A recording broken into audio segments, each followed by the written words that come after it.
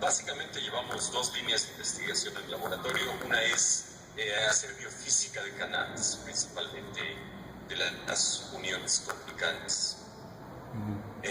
Lo que tratamos de hacer es encontrar los mecanismos de apertura y cierre de esos canales y cuáles son los pobladores celulares. La otra área de investigación es el desarrollo de fibras cardíacas, realmente tratar de generar un corazón, un tejido cardíaco más bien, en el cual se pueda utilizar se puede utilizar para diferentes experimentos. Se puede utilizar para farmacología y también para hacer investigación de la fisiología básica del marcapasos.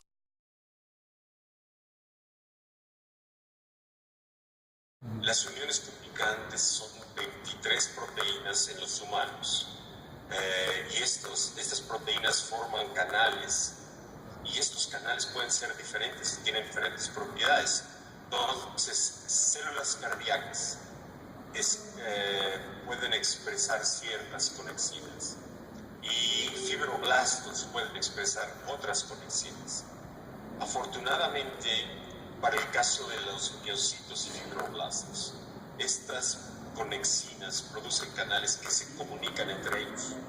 Entonces la comunicación se forma de una manera directa entre los canales que forman los miocitos y los canales que forman los fibroblastos.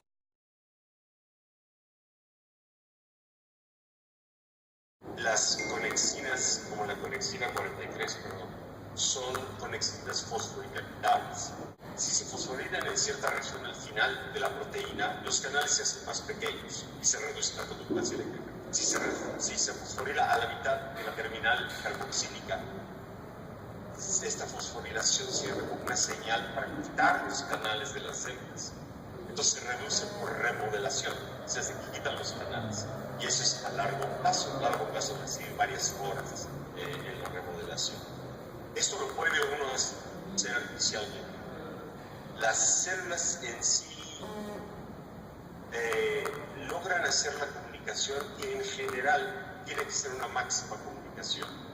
Y el número de canales depende del tipo de célula que estemos contemplando. Entre miocitos y fibroblastos, generalmente es el máximo número de canales disponibles, que llega a ser entre 200 y 1000 canales entre cada una de las células.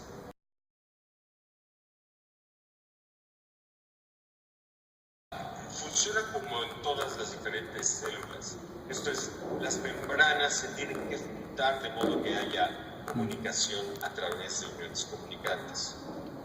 Para que eso se lleve a cabo, primero todas las proteínas que están en esa región se deben de movilizar, quitarse, otras proteínas receptores, glicocálices que existen ahí, se retiran de la zona para que los canales de las uniones comunicantes se puedan poner. Generalmente, alrededor de las uniones comunicantes existen otras uniones que fortalecen el acoplamiento entre las células. Por ejemplo, desmosomas u otras estructuras que se llaman tight junctions, que logran que las células queden más estables entre sí. Y en esas regiones donde las células se empalman están las uniones comunicantes con sus canales de células.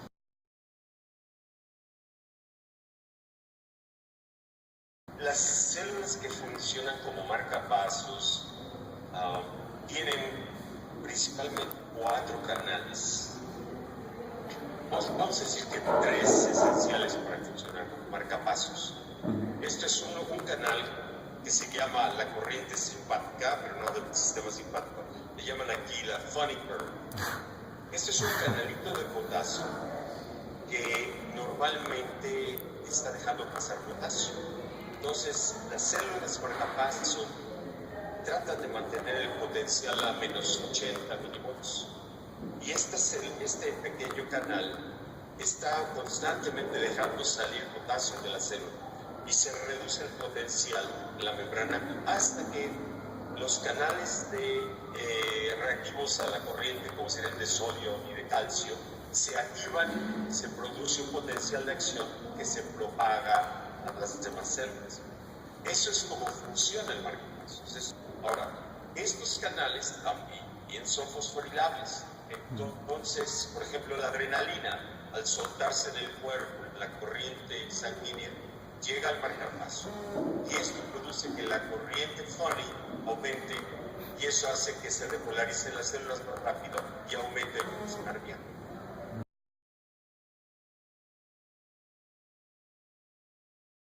Con la optogenética, hacer sensibles la célula a la luz, para que la célula responda a la luz como si fuera la corriente Funny, ¿sí?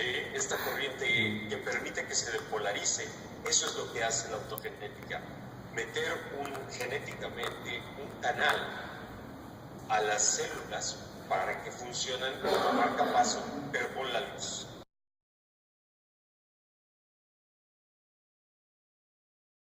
Se produce un acoplamiento entre las células de una manera azarosa, fortuita. Dependiendo del número de células que pongamos, tenemos mayor o menor comunicación. Pero el sistema consiste básicamente en ponerlos juntos. En nuestro caso, en el sistema que estamos desarrollando, es separando los miocitos de los fibroblastos con una membrana porosa. Y así podemos controlar la arquitectura y poder hacer los estudios de una forma independiente, a tenerlos todos revueltos en el mismo plano.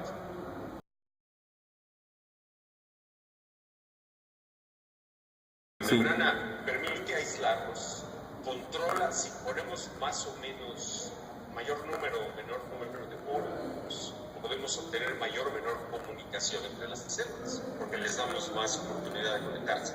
Y además mantiene la arquitectura. Eso es lo que es.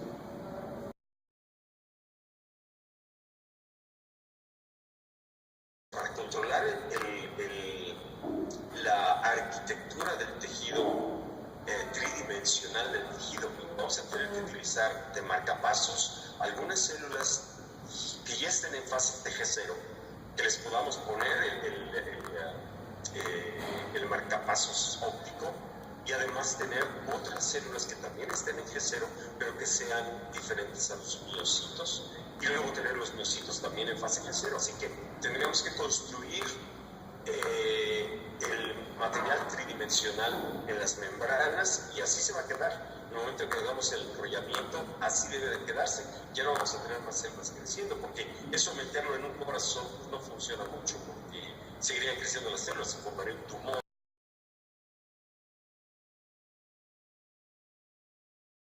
Todas aquellas conexiones heterocelulares que son importantes en el cuerpo, por ejemplo, la glía y las neuronas, también tienen uniones comunicantes, y podemos hacer una estructura en 2 dimensiones de ellas. También las células endoteliales de las arterias están en comunicación a través de una membrana basal, como es la membranita, con las células de músculo liso. Entonces, también en esas se podrían utilizar. ¿Hay algún tipo de interacción, por ejemplo, entre las células embrionarias del cristalino, lo que es el lente del ojo? Tiene un cierto grupo de células que son las que están alimentando todo el cristalino, y la formación de uniones comunicantes ahí es muy importante. Entonces podríamos tener células maduras y células embrionarias cercanas para entender el funcionamiento de las comunicaciones de células. O sea, todos los tipos celulares donde hay una función relacionada entre grupos diferentes de células se puede utilizar para esto. Este se puede utilizar en cualquier tipo de sistema donde existan células diferentes. Por ejemplo, las células las células que envuelven al óvulo en la mujer, el óvulo de la mujer, son muy diferentes. Todas las de la corona con el óvulo son muy diferentes. Así que podríamos tener una manera de controlar el acoplamiento entre esas diferentes células. Se pueden hacer modelos de todo tipo, dependiendo de las células que hacemos.